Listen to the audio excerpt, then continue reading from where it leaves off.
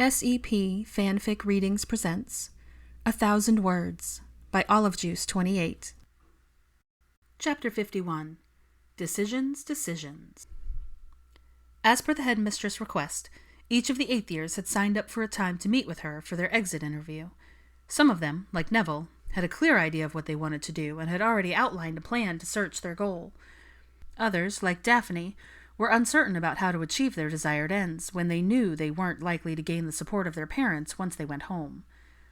Hermione had chosen one of the very last time slots available, much to the surprise of every single one of her friends. This was due in part to the fact that she still wasn't entirely sure what her next steps should be once she left the comforting stability of the castle, and partly because she viewed the conversation as a definitive sign that her days at her beloved school were coming quickly to an end. That was a thought she pushed aside vehemently, as it immediately brought a fresh wave of tears any time it popped up, and she refused to spend the last 2 months of her school career wallowing in gloomy sentiments. When Draco's turn with the formidable headmistress came, he entered her office to find her seated behind her desk, but with 4 chairs before her, 3 of which were already occupied. Minister Shacklebolt, Professor Weasley, and Harry all turned to greet him with friendly smiles when he arrived, and Harry gave him a wink and a nod as if to reassure him that this was all on the up and up. He took a seat in the empty chair between Bill and Harry, and looked expectantly between McGonagall and Kingsley. "Well, Mr. Malfoy, as you know, the time has come to discuss your options once you have completed your 8th year and have taken your NEWT exams. I have asked the Minister to join us, since he is directly responsible for making any decisions regarding your probation, and Mr. Potter, since he, as your court-appointed liaison, makes sure those terms are adhered to." She peered at all 4 of them over her spectacles, and he wondered if even the minister felt reprimanded, even though she had simply been stating the facts. Draco nodded in understanding, now more curious than ever as to what Bill was doing here, but knew his precise and detail-oriented headmistress would tell him all he needed to know in due time. She glanced down at the parchment in front of her and returned to Kingsley. "Minister, would you like to begin?" "Thank you, Minerva." Shacklebolt's deep voice resonated around the space. "Mr. Malfoy, Draco, if I may." Nodded immediately, knowing the minister would call him whatever he wanted. "The terms of your 3-year probation state that you were to complete your schooling, which you are very close to doing. You were also sentenced to 2 more years of house arrest, and are allowed no international travel. Your domestic travel is supposed to be undertaken only with the accompaniment of your liaison." Here he paused and nodded at Harry, who blinked and gave it a tilt of his head in acknowledgement. "As you can imagine," Kingsley continued, "this poses a bit of a problem when it comes to securing a job for you. Would I be correct in assuming that you do not wish to remain at the manor for the next 2 years until your probation is complete?" "Yes, sir, that is correct," Draco responded quickly. While he didn't mind going home for breaks, the thought of being cooped up in the estate for months on end made his skin itch, not to mention the fact that he would only be able to leave if Harry was available to take him somewhere. "So, it would seem the best course of action would be to take a position that would not require daily travel," Kingsley stated matter-of-factly. Draco let that thought sink into his brain, and while it made sense, he sincerely doubted anyone in the wizarding world would want to hire a former Death Eater who was still on probation in any capacity, much less for some sort of live-in situation. He voiced his concerns to the room at large, and if he wasn't much mistaken, Professor McGonagall's eyes took on a glint of humor, and her mouth twitched as if she was hiding a smile. "Professor Weasley, would you like to explain?" McGonagall gestured to the defense teacher, who shifted in his seat to fully face Draco. "This isn't public knowledge yet, and won't be for a few weeks, but Fleur and I are expecting our first child." The red-haired wizard couldn't contain the smile that spread across his scarred features. Draco had not been anticipating that bit of news, and was surprised but extremely happy for the eldest Weasley. "Congratulations!" he exclaimed sincerely and offered his hand, which Bill shook enthusiastically. "Thanks, Draco. That's why I'm here in this meeting. I'm going to need someone to step in for me once the baby is born. I'll be taking a short leave of absence, and I'd like to entrust my classes to someone I know can handle them." Draco stared at him dumbfounded. "Me?" Bill chuckled. "Yes, you. You're incredibly intelligent, Draco, and a natural leader. I think you'd take to this like a Grindylow to a lake." The pale blonde continued to gape at his teacher, quite sure this was some sort of misunderstanding. However, Bill continued on in a very succinct fashion. "What I'd like is for you to become my assistant from September 1st until Fleur gets close to her due date, which we are calculating to be sometime mid-November. You would then take all lessons until I returned at the start of the 2nd term, which we would then co-teach until the end of the year. I'll have all the course material and lesson outlines prepared in advance." He smiled at Draco, who was still gaping at him, completely gobsmacked by this turn of events. "You're staying on, then?" Draco managed to ask. "I thought you were only here for 1 year." Bill's smile grew even wider. "I've decided I quite like teaching, and the quieter, more predictable life it affords. Plus, now that we'll be bringing a baby into the mix, I'm not too keen to be so far away. Carson knows he can consult with me any time, but I've no immediate plans to return to the curse-breaking full-time." The younger wizard could clearly understand that decision, and was glad to know the eldest Weasley would be sticking around. As he let this new information sink in, the headmistress cleared her throat, drawing the attention back to her. "I also have recently been informed that Madame Hooch will be retiring at the end of this year. She has maintained a part-time position here at Hogwarts, since first-years are the only students to take flying lessons, and all Quidditch matches are held on the weekends. If you think you can manage to take on her responsibilities as well as though as Professor Weasley's assistant, it would create a full-time position for you here at the castle, which would provide living quarters and all the other amenities available to the faculty and staff." McGonagall fixed him with her beady stare and watched as he mulled this information over for a few seconds. Draco was overwhelmed, to say the least. The realization that they were offering him a job, that they wanted him on board, meant more to him than he could express.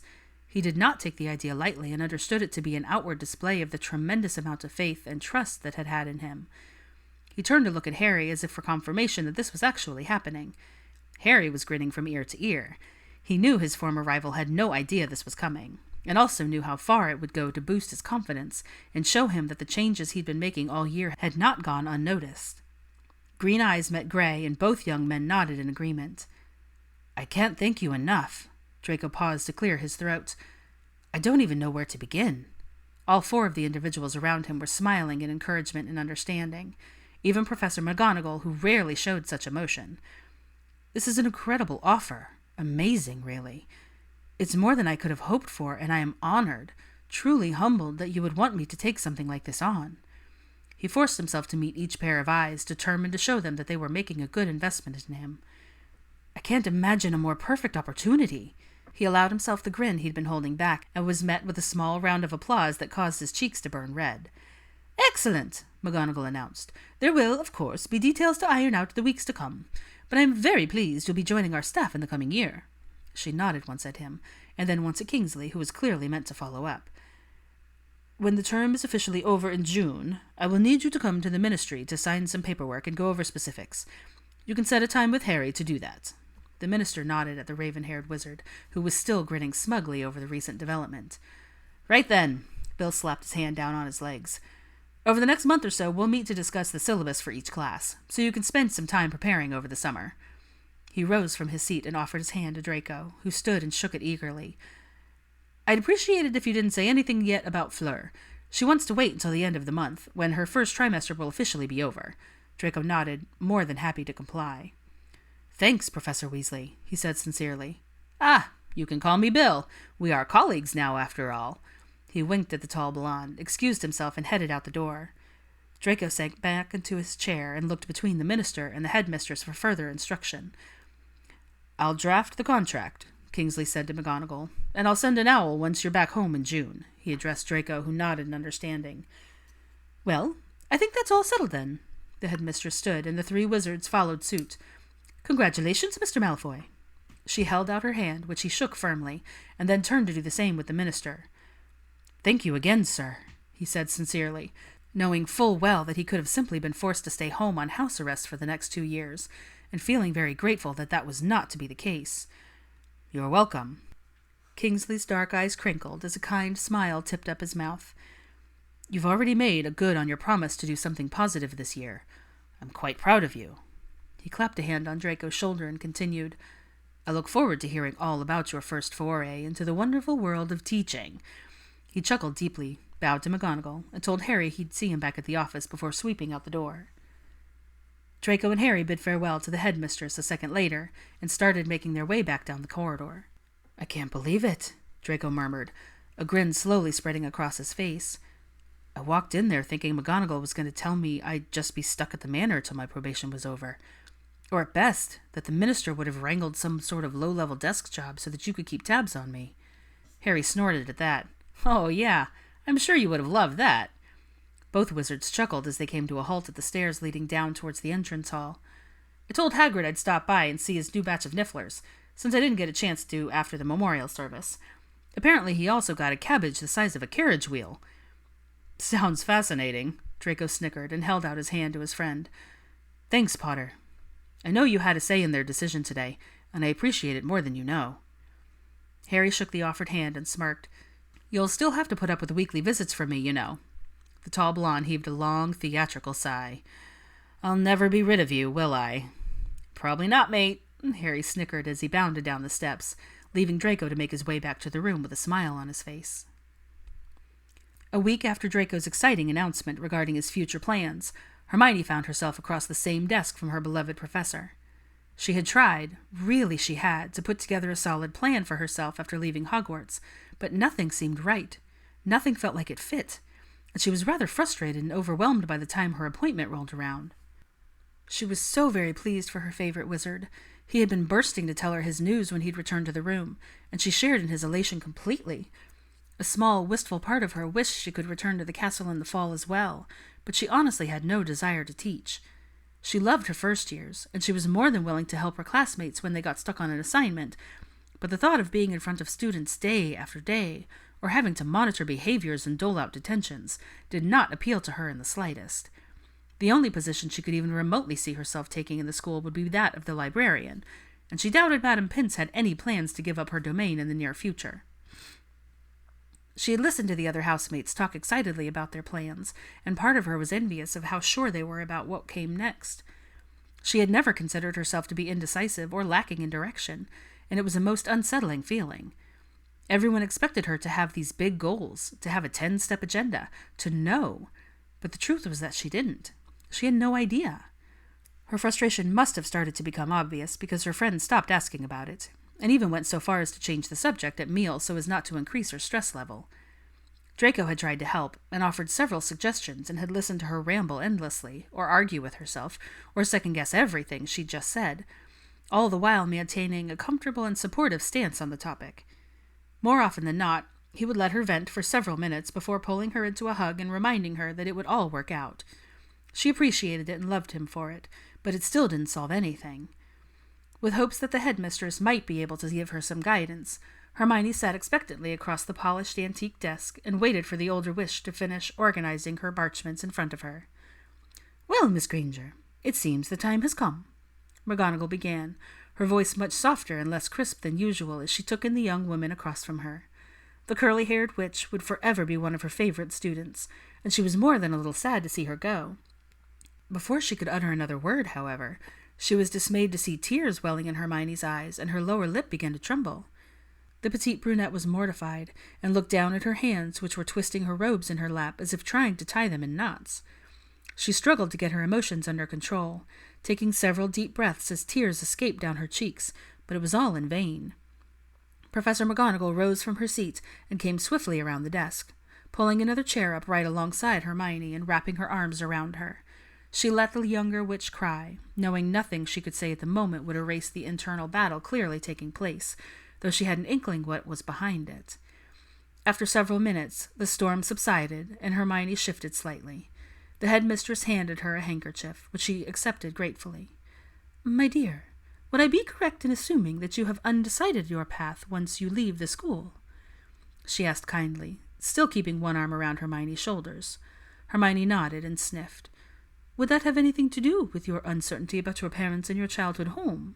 McGonagall recalled Kingsley saying the younger witch had decided not to sell the house in the wake of her failed attempts to restore her parents' memories, and that she'd chosen to wait until finishing her 8th year before taking any steps regarding that.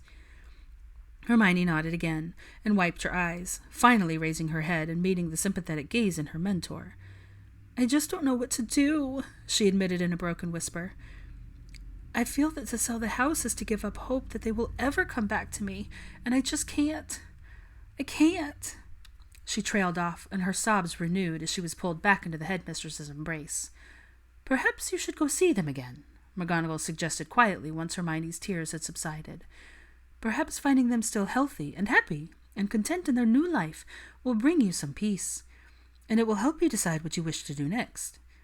She pulled back and looked the distraught witch clearly in the eye, her normally stern gaze filled with compassion. "I do not mean to pry, but it would be accurate to say that you are not under any financial strain at the moment." Hermione shook her head and took a deep, fortifying breath. "No, I have a bit of my savings still left after our year on the run, and I haven't even touched the reward from the ministry." The headmistress nodded decisively. "Then I suggest you take the summer to check in on your parents and explore your options. If money is no issue, then there is no immediate need for you to sell the house. Give yourself some time to figure out what you want to do. It goes without saying that virtually any door will be open to you in the wizarding world. Your opportunities are truly endless." She smiled warmly at the courageous young woman and patted her hand. "I have no doubt that whatever you choose, you will do a marvelous job and will take tremendous impact on the lives of others." Hermione gave her a grateful, if watery smile and nodded. "Thank you, Professor. I do think I need to see them again, and I know I want to do something to improve relations between humans and non- or part-human magical beings. I'm just not sure what that will look like yet." "See there, you already have a bit of a plan," McGonagall replied encouragingly. "There's no rule that says you have to leave this castle with your entire future set in stone. In fact, I think sometimes we rush into those life decisions rather carelessly, and when it would be better to take the time to consider those steps along the way are just as important as the desired destination." The petite brunette sighed deeply, a sense of relief and hope bubbling onto the surface. She felt as if a weight had been lifted, as if she'd been given permission to take a bit of a scenic route instead of the most traveled one, and she appreciated it greatly. "Thank you, Professor," she said earnestly as she clasped the older witch's hands. "I needed to hear that." McGonagall nodded, and a bit of her firm demeanor settled back into place. "I'm pleased to have been able to help." Both women stood, and Hermione turned towards the door before the headmistress spoke again. "I would very much like to know how it all goes, and what you eventually decide to do." She was still watching her student intently, and was met with a genuine smile and a nod of curly head. "Of course, Professor. I promise I'll keep in touch." The door closed softly behind Hermione, and McGonagall returned to her seat on the other side of the desk with a small smile still in place.